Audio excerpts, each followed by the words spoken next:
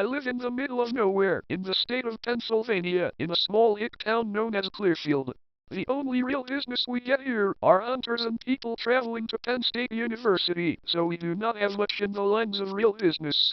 We have many local and chain restaurants along with Pennsylvania's largest gun shop, but there are no real entertainment stores and many of us are under the poverty level. Along with that, Clearfield County is very large in square footage and spread out. It's in the middle of the mountain ranges, so it can take hours just to get from one end of the county to the other, especially to those who live in the mountains. It was winter at the time of this happening and there was a foot of snow on the ground and the roads were icy, so it took even longer to get anywhere. I live in area of Girard and Goshen, deep in the mountains. Most of the kids I go to high school with are rednecks and hillbillies, so many of them would poke fun at me if they knew that I was a brony. Yep. Something you don't see often, a redneck brony. Because there are so many hicks here, there is not much one can find in our local stores related to My Little Pony. One would have to go all the way to Dubois, which is on the far edge of the county, in order to get anything related to MLP, Finn. I was at the so-called Clearfield Mall, though you cannot really call it a mall, since it is just a plaza with a glass hallway in front an arcade. I was at the Goodwill store. I am not living in poverty. I just go to the Goodwill to see if I could find some neat stuff like classic records or novels, and was looking through the used DVD section. I came across a DVD case with no cover. I looked inside and saw that there was a DVD inside labeled My Little Pony, Friendship is Magic Princess Twilight Sparkle. Something seemed off about the labeling, like it may have been off-center. Nevertheless, I thought I might as well get it since I have a bad satellite signal at my place and can't always get the hub or internet and would have trouble viewing the season 3 ending any other way without my parents knowing. They are rather Agathisha, too, and wouldn't understand, not to mention, it was only $1.50. I took the DVD to the counter, where I was rung out by an older woman who exhibited early symptoms of Alzheimer's disease. I gave her the $1.50 and she handed me the DVD. She asked me if I was getting the DVD for a sister and lied yes to her so she wouldn't ask more.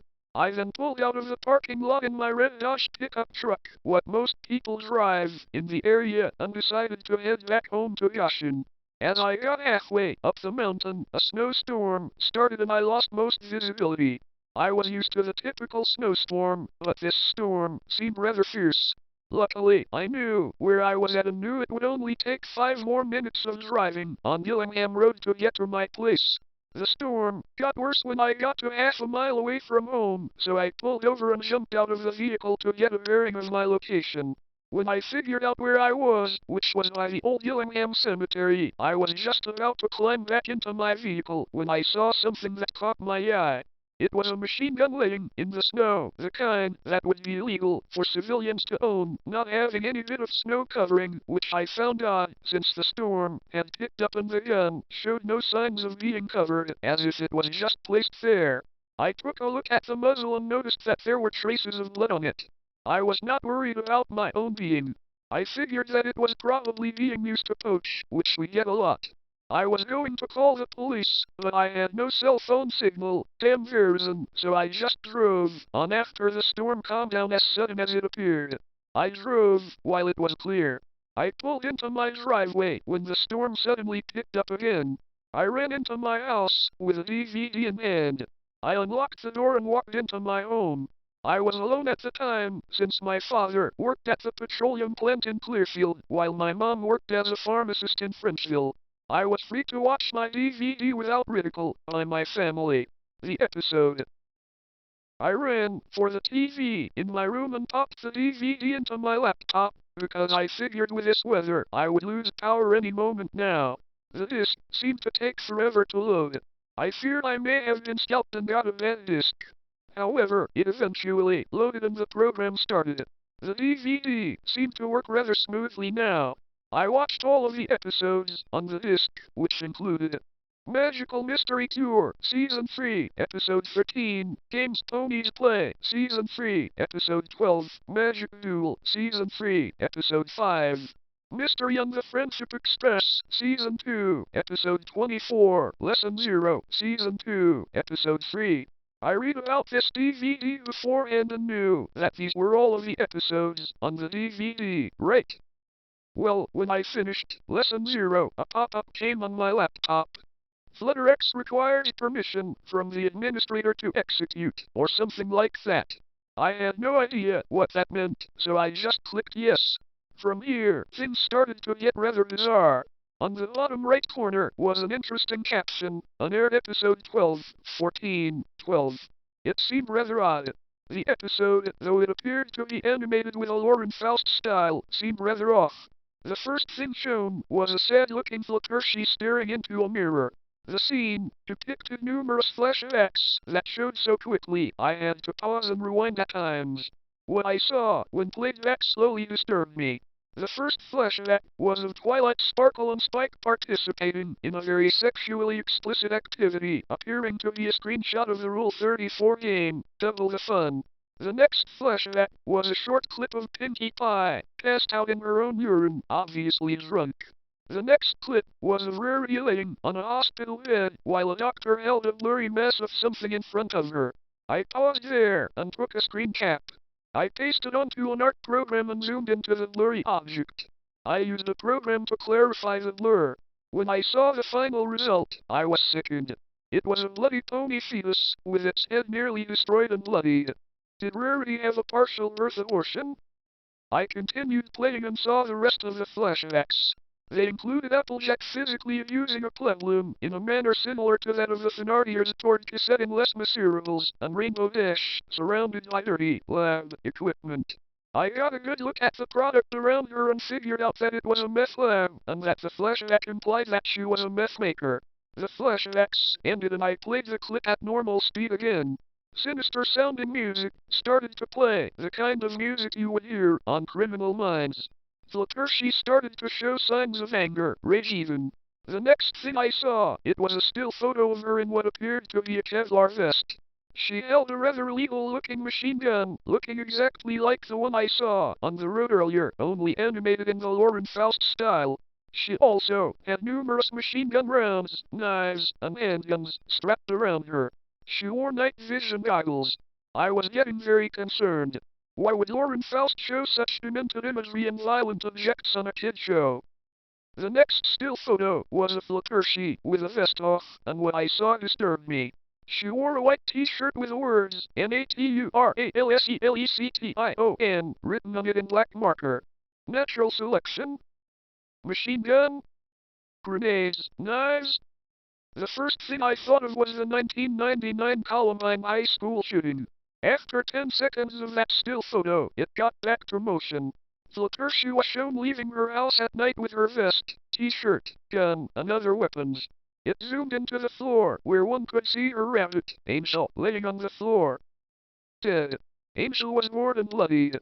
It was rather detailed, but still, done in the Lauren Faust style. I did not like what I feared would happen next. It then cut to the theme song of the show. It seemed rather normal, but something seemed off. I could tell the color was often duller than usual, and that the music seemed slightly flat enough to make me uneasy. When it got to the end of the theme, at the part where it says developed for television by Lauren Foster, it flashed momentarily to a different name. I had to pause for a moment to get a glimpse of the name. What I saw scared me. Developed for television by Soom Uchoa in the typical font usually used as if officially made. The Soom Ucho, the Virginia Tech shooter Soom Ucho?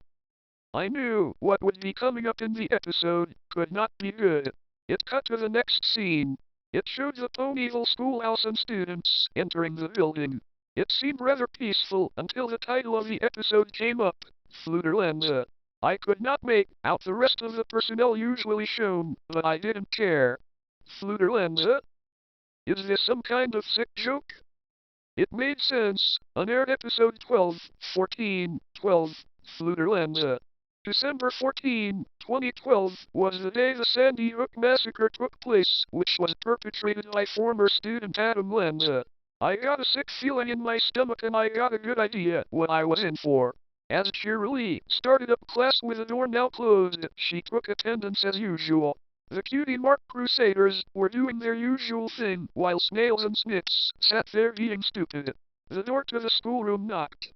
Cheerily walked up to the door. Who is it? Do I have a late student? Cheerily asked through the door. It's Fluttershy, stated the respective timid voice. Could I come in real quick? I kept telling cheerily in my mind, don't open the door! Run for your life! However, she tragically opened the door. As soon as she let the Pegasus in, Fluttershy started shooting at the schoolhouse, killing cheerily first. She just waved her machine gun around, killing every student in sight. She did not aim at anybody, but just waved like a madman. There was blood and dead students everywhere, except for the cutie mark Crusaders. Where were they? Fluttershy surveyed the room, searching for the missing Crusaders.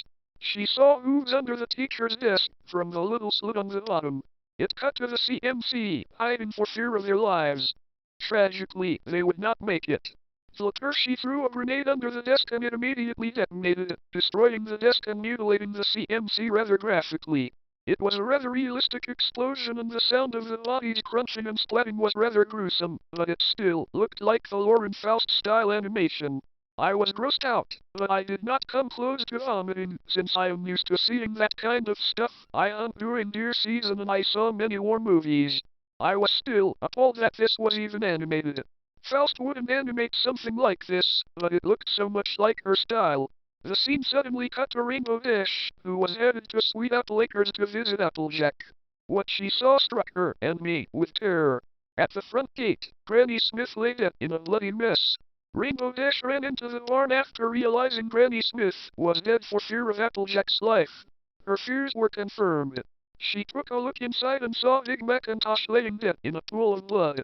His intestines were strewed about and his eyes were gouged out. But what was really disturbing was the body of Applejack. She had everything Big Mac had, except all of her organs were pulled out. On her back, the words "A child at his era" was carved in her flesh. Her face had a look of terror, as if she was caught by someone she did not expect. Rainbow Dash expressed sorrow for her fallen friend, but was caught by fear for her own life. Was she next? What was going on? From the shadows, Fluttershy entered. Rainbow stared in fear. Fluttershy, Rainbow trembled in fear. Did you do this? A tear fell from her eye. In a voice distinct from her normal voice, a disturbing teenage male voice, Fluttershy asked, do you believe in God? I remembered that this quote was associated with Eric Harris and Dylan Klebold, the Columbine shooters. In a voice highly uncharacteristic of Rainbow Dash, resembling that more of a timid teenage girl, she answered, yes. THEMGOVEWITHHIM! Fluttershy screamed in the deep male voice. She put her gun to Rainbow Dash's forehead and pulled the trigger. Animated brain, blood, and bone flew onto Fluttershy. Rainbow Dash was dead in her head, destroyed. I knew this was highly uncharacteristic of Lauren Faust, but I kept watching, out of sick curiosity. The next minute sickened me. Fluttershy carved onto Rainbow Dash's flank. Crack war. The sound of cutting flesh was highly realistic and it almost made me throw up, but I kept it down. That will teach that bitch, Fluttershy spoke in her normal voice. The screen went black. I figured that this would be where a commercial would normally air if this sick episode was to actually be released. I paused for a moment. Why would Faust write this, especially after the recent chain of school shootings? This couldn't be her, could it? I unpaused and decided to continue the episode. The next scene was the Sugarcube Corner, Pinkie Pie's place of residence and employment. Oh, no. Would Fluttershy really kill off the cakes? I shuddered, but I knew I had to keep watching. Mrs. Cake went to check upon the babies, Pound Cake and Pumpkin Cake, in the nursery room. When Mrs. Cake entered the room, the scene skipped to Mr. Cake, who was sitting in the kitchen drinking his morning beverage. His calm drinking was interrupted by a blood-curdling scream, one that was marked with sorrow. I feared what would happen next. Mr. Cake ran to the nursery and saw a horrible sight. Mrs. Cake emitted a cry of sorrow. It panned to her front. To her horror, laying in front of her were the twins. Dead. They were tinged with a sickening shade of blue. Both of the Cakes started crying in sorrow, realizing that their children were dead. How sick and tragic. I would think Lauren Faust would be sensitive to the fact that some viewers have lost infant siblings to SIDS. Am I wrong, or is this not Lauren Faust, but rather some sick copycat? If that was not sick enough, the next sight would sicken almost any viewer. Pinkie Pie walked into the doorway. She was limping and was clearly unstable. She stared at the cakes. She then uttered in a sickly voice, "It wasn't SIDS." Pinkie then collapsed in the doorway and started seizing. Her eyes rolled into the back of her head and she started vomiting this foamy substance. Her eyes started bleeding as she rolled around on the floor. The cakes ran for her attention, but they were too late. She stopped breathing and her heart stopped beating after a minute of seizing. She was dead, too. As the cakes mourned for her, too, the camera zoomed into the dead twins. I paused and zoomed into their faces, where I could see some slight bruising around their snouts. Now I am no expert, but I believe that something like this could be a sign that they were smothered. The closet door opened and Fluttershy popped out. What fun is life without a little death? I recognized that quote from the Journal of Dylan Klebold, one of the Columbine shooters. To continue, Fluttershy started shooting at the cakes. It was really brutal. Blood and gore flew all over the room as the cakes breathed their last. They were finally dead after taking about 100 rounds to their bodies. After everyone in the room except for Fluttershy was dead, she walked towards the body of Pinkie Pie. She grabbed her knife and carved into Pinkie's side. Drunkard. She had shot up the schoolhouse. She destroyed the Apple Farm family. She slaughtered Rainbow Dash. She did something to Pinkie Pie and the Cake Twins to kill them, though it wasn't said what exactly killed them. She shot up the Cake parents. I knew there would be more victims. I knew she would go after the rest of the main six, not including herself. This left Rarity and Twilight Sparkle, along with whoever else would get in her way. The screen faded to black and in white font, this message showed up: they want to burn the world. This struck even more fear into me as this was a quote from the Journal of Eric Harris. I was sick to my stomach now, but I had to keep watching. The screen faded back to a bridge in the Everfree Forest. There were no sides to it, so one could fall off from the side.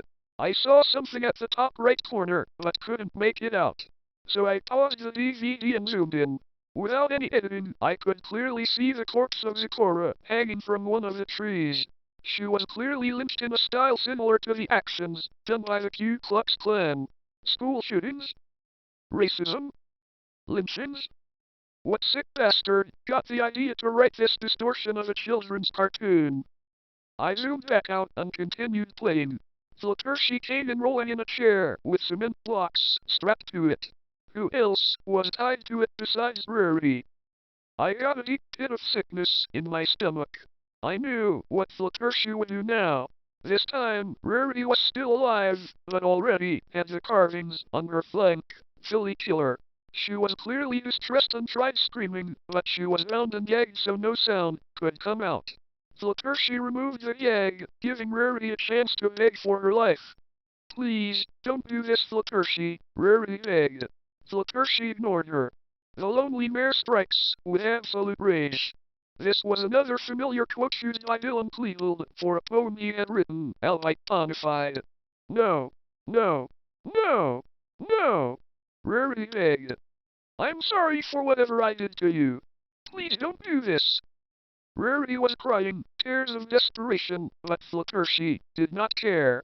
She pushed the chair off the bridge, dragging Rarity into the river as she screamed bloody murder. Rarity sank to the deep depths of the river, never to be heard from again. "I am the law. If you don't like it, you die," Fluttershy uttered in the evil male voice shown earlier, except calmer, as she stared into the river to watch Rarity's drown. She then walked toward the corpse of Zecora. It was clear now that Fluttershy lynched her. Car. It was not her normal voice or the evil teen male voice from earlier, but rather the voice of a southern middle-aged man. It also sounded like it was cut off, as if there was supposed to be more said.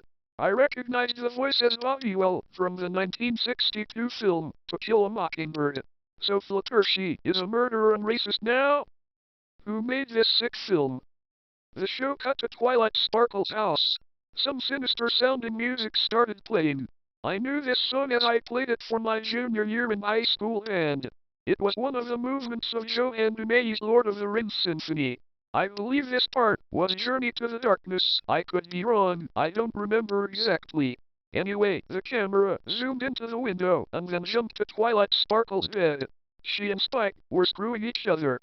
Spike was humping the hell out of Twilight, clearly getting it in. He was pumping and bodily fluids were flying everywhere. Both were moaning and screaming as they pleasured each other. The sinister music was getting louder and more suspenseful. I knew something horrible would happen soon. Both of them eventually came, but the actions they had performed were clearly not enough. I was about sickened with what I had already seen. I didn't know how it could get worse. It did. Spike was laying upon Twilight's bed. Twilight climbed upon on top of him and started to defecate on his chest. OHMYLORD! She was performing a Cleveland steamer. I just about threw up.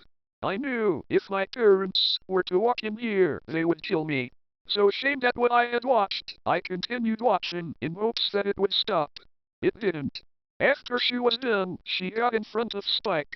He started to urinate and she caught the steady flow of yellow in her mouth. I was done with this. I could not take this anymore. I pressed the eject button on my disk drive, but it would not open.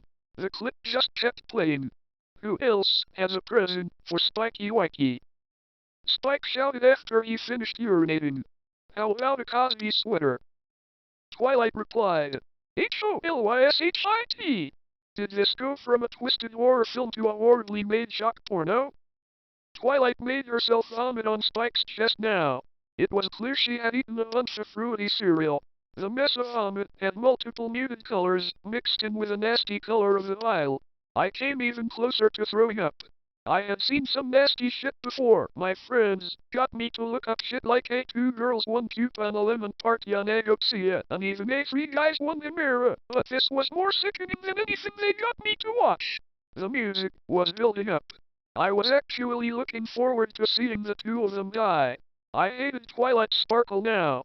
I wanted that whore to die. The scene changed to what looked like a hunting scope. It was looking through the window and was clearly aiming for Spike. When the shooter got a lock on Spike, the shooter pulled the trigger. The shooter took off the scope and the camera changed to reveal it was Fluttershy. She grinned that evil grin of hers. 1 down, 1 to go. The scene went back to Twilight's bed. Spike's head had taken the shot and blood and brain matter splattered all over the wall on Twilight herself. She stood in shock and just stared in horror as she watched Spike bleed. Who did this? Twilight screamed in horror. Fluttershy walked in the front door of Twilight's house. Fluttershy! Someone just killed Spike! Get some help! Twilight shouted at her. Fluttershy ignored her. She walked toward the bed. She pulled out a knife. Fluttershy? What are you doing? Twilight asked as she backed toward the wall. At the climax of the music, Fluttershy just started stabbing the daylights out of Twilight Sparkle. Twilight screamed bloody murder. She hacked everywhere until Twilight's lungs filled with blood. She stopped breathing and her heart stopped. She was dead, but Fluttershy just kept stabbing.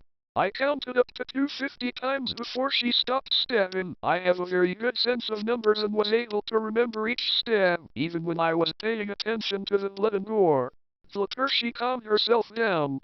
She took the knife and started carving at Twilight Sparkle's thigh. By the time she finished carving, her thigh read, "Paid a whore." I then saw Fluttershy do something I had never seen her do before. She stuck her hoof in the blood puddle and smeared a smiley face upon the wall by Twilight's bed. I recognized the picture. It was an exact match to the insignia of Red John from The Mentalist. I wanted to see Twilight dead, but not like that. I came to the conclusion that it was not Lauren Faust who made this. I figured out that it was just some deranged psychopath who had learned how to animate just like Faust. I was now worried for her. Was he stalking her? Would we lose an animation genius? The screen faded out to black. I knew this was not a real episode. It had already run for 35 minutes. When it faded back, the scene was that of the Crystal Empire. What could be done now to make this episode even scarier? The camera changed to a theater. Princess Cadence and Prince Shining Armor were on the top balcony. They were chatting and viewing the performance of Handel's Messiah. They seemed to really enjoy it. The camera changed viewing to the back of the stage behind the curtain, where Fluttershy stood, waiting for the right chance to strike. She pulled out a remote with an evil grin on her face. She pushed the button and a loud explosion was heard. The people in the theater panicked. Everyone screamed bloody murder. It was shown that the balcony cadence and shining armor was viewing the performance from head blown up, and that the two rulers were now splattered to the wall. Dead. Fluttershy jumped out from behind the curtain and just started shooting like before at the schoolhouse. She shot at everyone, killing everyone in sight. She would not kill everyone, though, like at the schoolhouse. A group of police officers ran from behind her and tackled her. They successfully subdued her and arrested her for numerous counts of murder. She put up very little fight as they carried her away, but rather, she gave an extremely evil-looking grin, like she did not care. This grin was no ordinary grin, but very similar to that of the legendary Smile Dog. She had over 250 kills in her whole rampage, over 230 of them being from the theater. The screen faded out to black once more. I was glad this maniac was finally caught, but I couldn't help but feel sorrow for those who had lost their families and lived in her rampage. The black screen lasted for about a minute. I hoped it was finally over. It wasn't. The screen faded back to what looked like a courtroom. Months had passed since the rampage and Fluttershy had pleaded guilty for murder. She was now in court for sentencing and for final comments before she was to go to prison for life. The first pony to go up on the podium was Princess Luna. I was glad to see one of Equestria's rulers, since they are my favorite ponies. Fluttershy, why? Luna asked on the stand. I don't know why you would do something like this. It seems so out character for you. I have no idea what would motivate you to do something like this. She started to cry. I bet you were abused by your family. Perhaps molested by your father. You had a horrible childhood. The ones you used to call friends turned on you and started letting their flawed natures control themselves. I was appalled when I learned what Twilight Sparkle had done to Spike these past few years, taking advantage of a child. I was astonished that a plebloom never managed to report the abuse she faced in the hands of her family. But why did you kill the rest of them? Why did you murder the victims of these monsters with them? Why? Her sobbing started to get out of control. She gained her composure after a while. Perhaps a lifetime in prison will help you get rid of the hate in your heart. AWHOA! Is Luna acknowledging the idea that Fluttershy was abused as a filly? I thought that was just an urban legend, but now I wasn't so sure. Then again, this clearly was not authentic. Princess Luna got off the stand. Now it was Fluttershy's turn to speak her last lines. This would turn out to be the most disturbing portion of the already demonic episode. Fluttershy went up on the stand. She was in her prison outfit, ready to speak. The first thing she did was remove her prison jacket. What she wore underneath disturbed me beyond all belief. She wore herself a white t-shirt and it bore the word Aguilera written sloppily with black marker.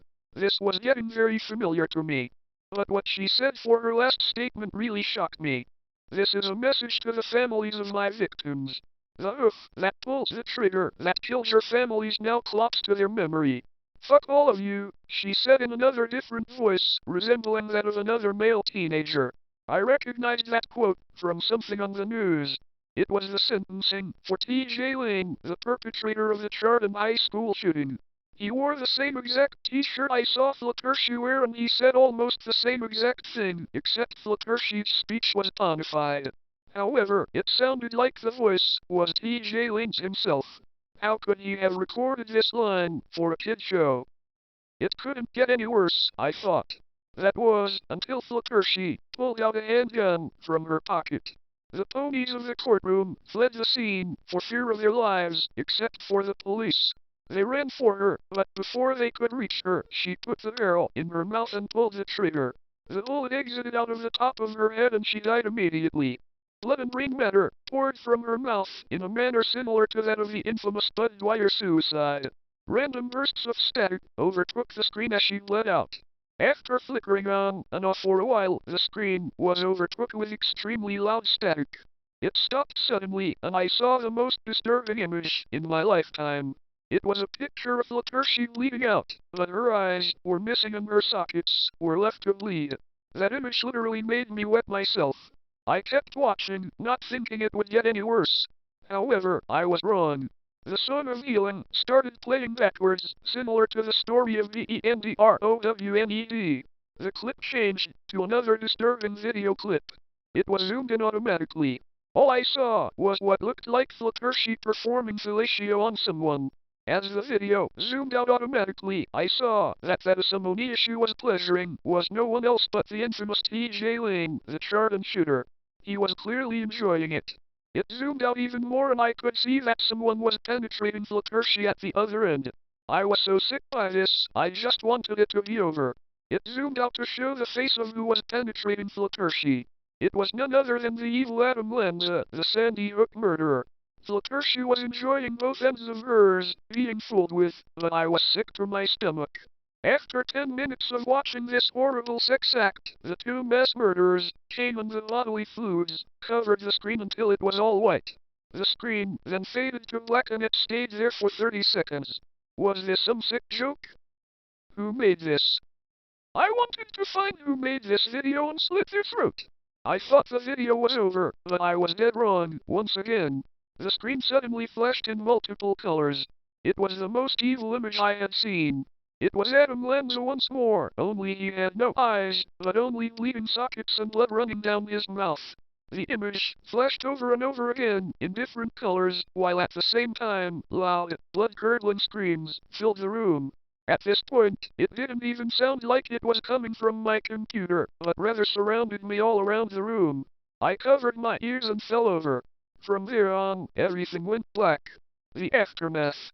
I woke up 3 hours later in the emergency room at Clearfield Hospital. My parents were standing by my bedside. What happened? I asked my mother rather groggily. I came home and I saw you passed out on your bedroom floor. I was worried I would lose you. She sobbed. The doctors said you had a grand mal seizure. My father said, "Does this mean I am epileptic?" I asked. The doctors told us that you had a stress seizure, apparently triggered by some sort of psychological trauma, my father said. They are called psychogenic non-epileptic seizures, or PNES. Did something happen to you while you were home alone? My mother asked. What was on my computer screen when you found me? I asked, remembering the DVD. When I called the ambulance, I saw a message on the computer screen. I was too worried about you, but I took a look anyway. It said something to the effect of "This isn't over," my mother replied. What's this about? Something happened to my computer, I said. I found a movie at the Goodwill and played it on my laptop. It played very disturbing imagery that wasn't supposed to be there. I think I bought a pirated film. My parents embraced me, glad that I was safe. The doctors recommended that I be kept home from school the next day. This would end up saving my life. My parents got a call the next day from my high school.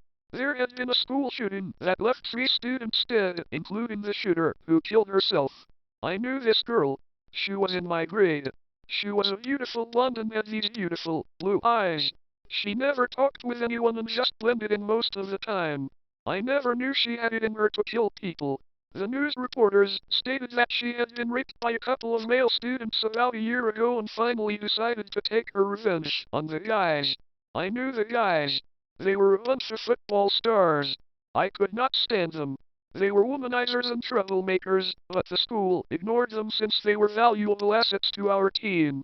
The news also reported a pending investigation into her family's life, with recent allegations by her older sister that the father had sexually abused her since kindergarten. A press conference was held where it was announced that the shooter wore a bulletproof vest and carried many knives, handguns, and a machine gun. It was also found that she was carrying a small plastic figure of Fluttershy. When they searched her house, they had found large amounts of My Little Pony fan art which when shown to the press, looked very authentic, as if Lauren Faust drew them herself. They also found on her computer a series of flash animations she made of My Little Pony, animations they could not show on TV due to the graphic nature of the clip she made. They did not disclose the content, but they stated that the videos she made were extremely violent. They had also found that she had shrines hidden in her room devoted to school shooters, including Eric Harris, Dylan Klebold, T.J. Lane, Sung Woo Cho, and of course the most recent case, Adam Lanza. Nobody in our school knew how disturbed she really was. Nobody knew that she would be the next school shooter. I now wonder, did she make that film I saw? I wonder if she made that film and intentionally put it at the Goodwill store in town so a local would see it and hear her cries for help. Could she have been asking for help, or was it something more sinister? I have since burned the DVD. I did not want to victimize myself even more than I already had by sending it to the police. My parents never found out about what was really on the DVD and they still do not know about my addiction to My Little Pony. Perhaps someday I will tell them about being a brony, maybe even the whole school. But for now, I have finals to study for. I should put the past behind me. If anyone you know has major problems and you fear they may do something like this, please get some help immediately so that we can prevent more Sandy Hooks or Columbines. If this is you, know that nobody is unloved. There is always someone that loves you.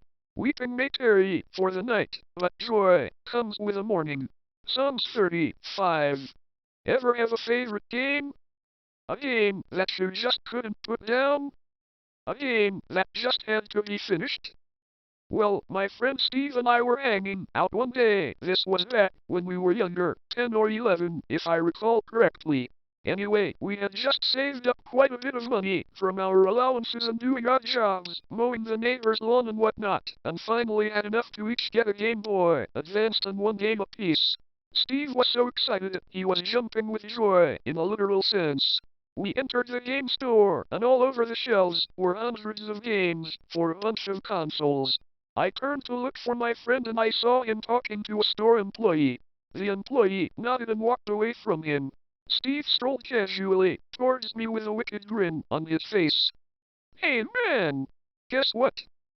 he said. "Lem guess." "They don't have any Pokemon games." I responded, slightly bummed. "Actually, they only have one game left," he said in an eager tone. "Here's what I'm thinking, we pool our money together and I'll borrow the game for a week, and then you can borrow the game." I was reluctant to agree to this, but then again we were best friends, so I accepted and remained happy that I was still going to get to enjoy the game. The clerk came back and stood in the doorway just staring at Steve.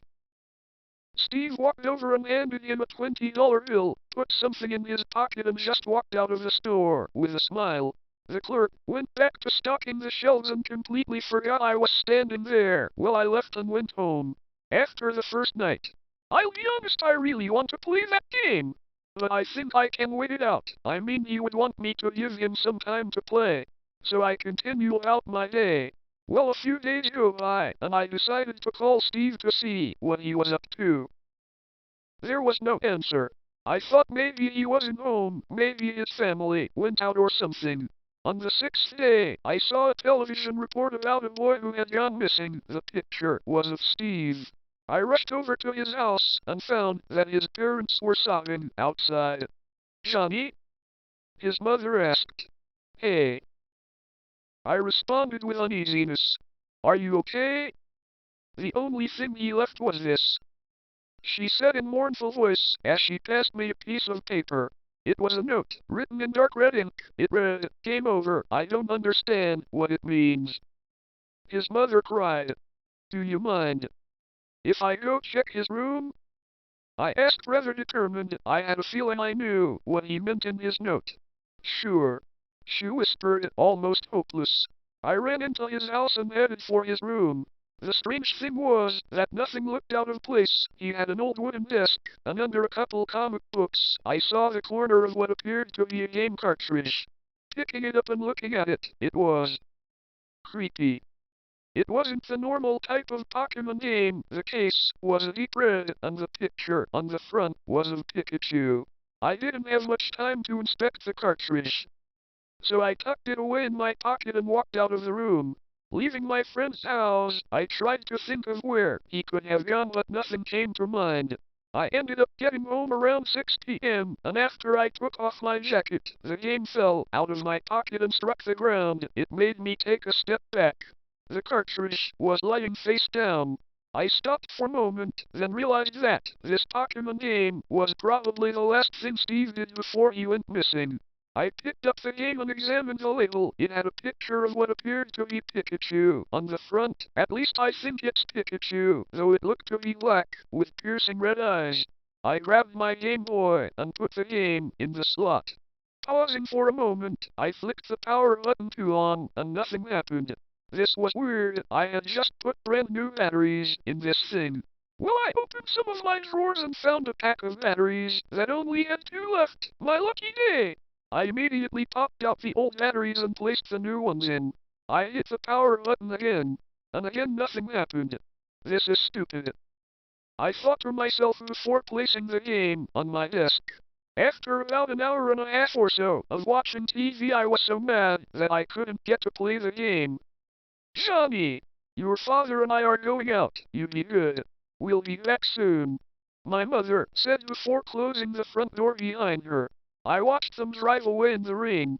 I continued to watch TV simply because there wasn't anything else to do. It was raining, getting dark, and the damn game wouldn't work.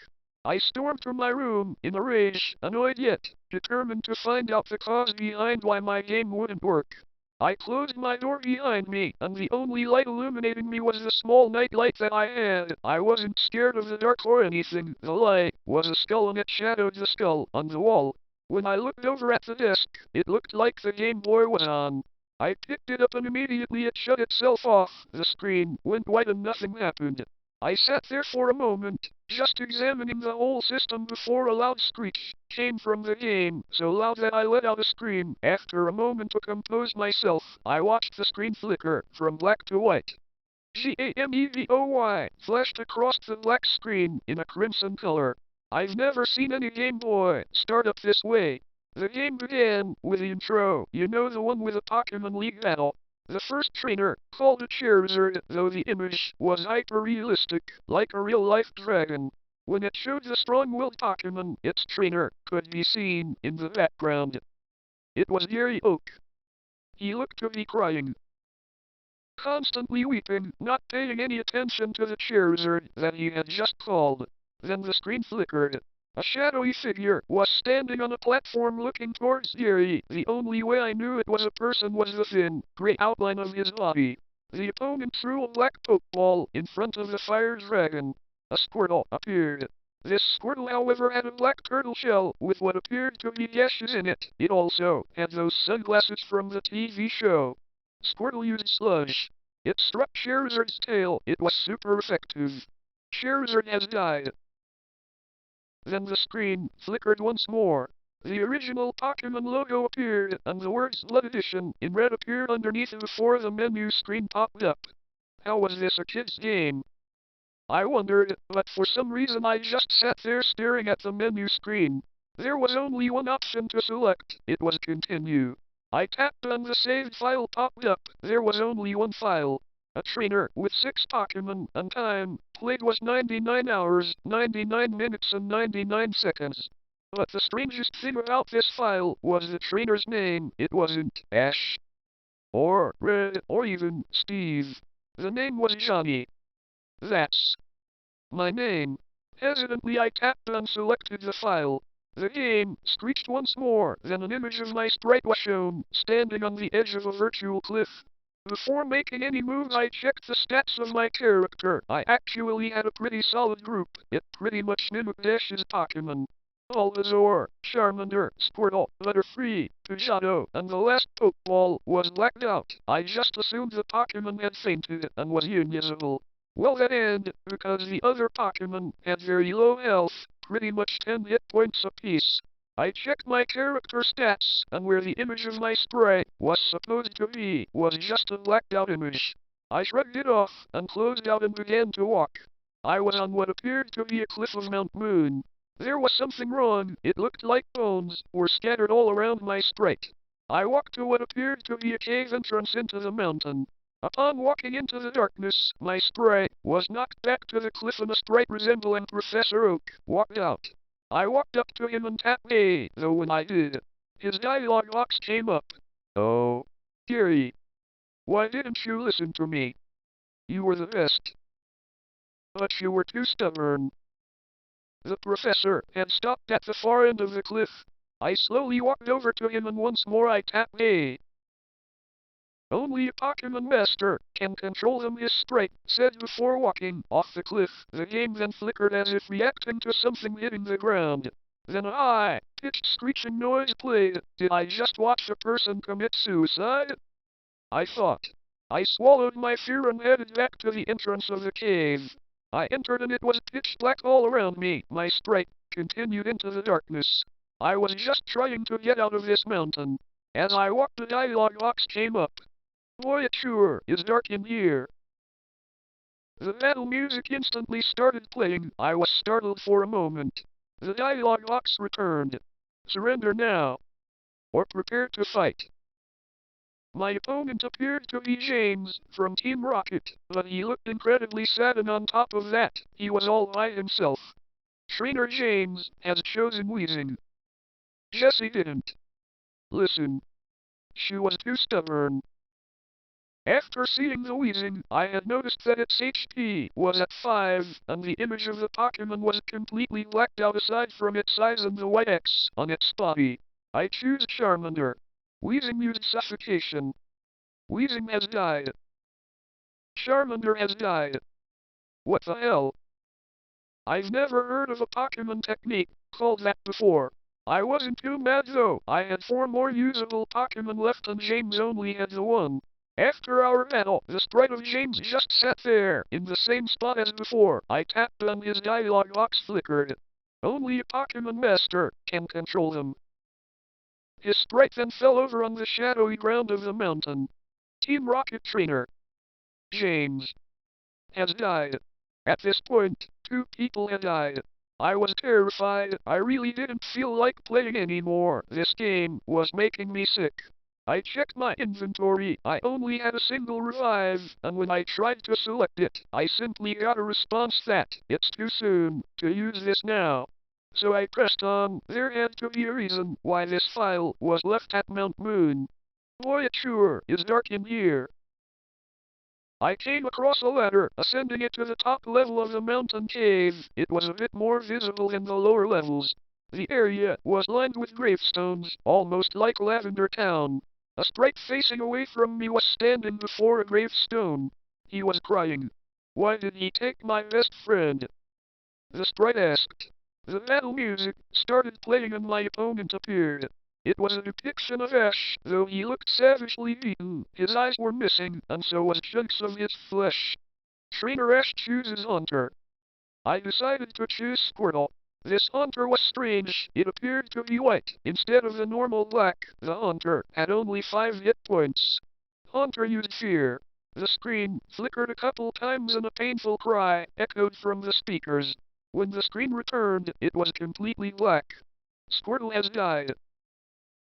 The game prompted me to choose another Pokemon. Well, I had no psychic Pokemon to battle a ghost, so I figured this is the ending of the game. I chose Butterfree. Butterfree is too scared to move. Hunter used Torment. Once again the screen flickered, and the sound of the unrelenting pain shrieked through the speakers. Butterfree has died. I began to feel sad. All of these Pokemon are just dying, and I can't stop it. Hunter has ran away. Confused, I tapped the button and the sprite of the boy in front of me had vanished. At this point, I only had 2 Pokemon left. Bulbasaur and Pidgeotto. The only way out of his horrific place seemed to be a ladder in the corner of the room. There was a signpost next to the ladder. It read, "Only a Pokemon Master can control him." I climbed the ladder and I was on what appeared to be the peak of the mountain. The snow was heavy and the screen was dimly lit. After a few steps my sprite collapsed. It's hard to breathe. Up here. The screen flickered once more, and I could have sworn that I saw a skull flash across the screen. When the game returned to normal, there was a sprite standing directly in front of mine. It was a shadow. The shadow said one thing, and only one thing. I am a Pokemon Master. The screen began flashing red and black, with a twisted version of the battle music playing. The shadow chose Squirtle. Though this Pokemon looked different, the shell was black, and it was wearing the blackened sunglasses, but the strangest thing about this Pokemon was its skin. It wasn't its usual aqua blue, the skin was red and looked to be dripping with blood.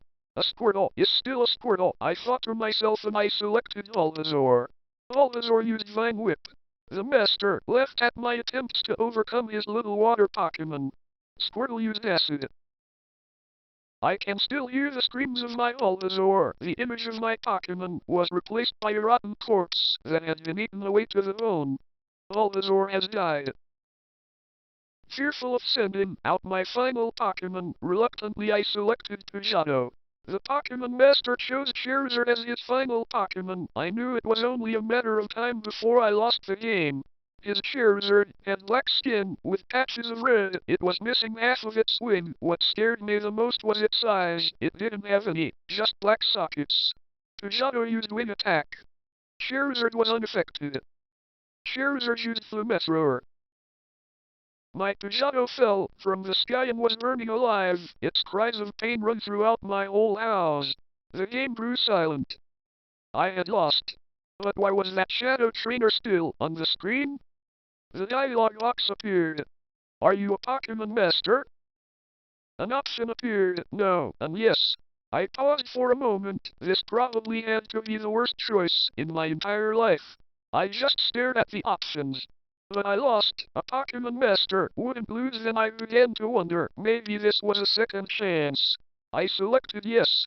An eerie sound began to play. It was Twisted.